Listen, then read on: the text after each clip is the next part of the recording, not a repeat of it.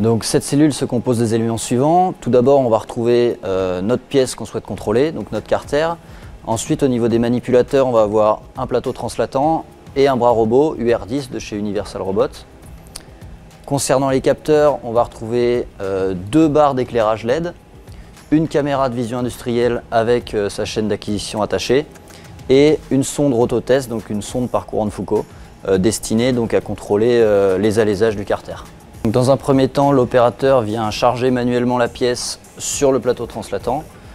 Donc, une fois que la pièce est mise en place, l'opérateur peut lancer manuellement le cycle de contrôle. Le robot vient se placer en position de contrôle. La pièce va ensuite entrer dans l'espace de contrôle.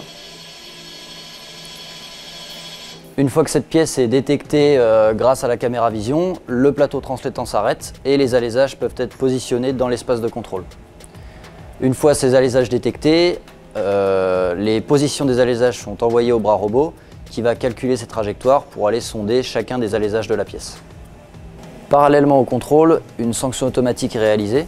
Cette sanction automatique est faite en deux parties. Une première partie faite par la caméra qui va nous dire si l'alaisage est bien présent sur la pièce et s'il a été localisé correctement.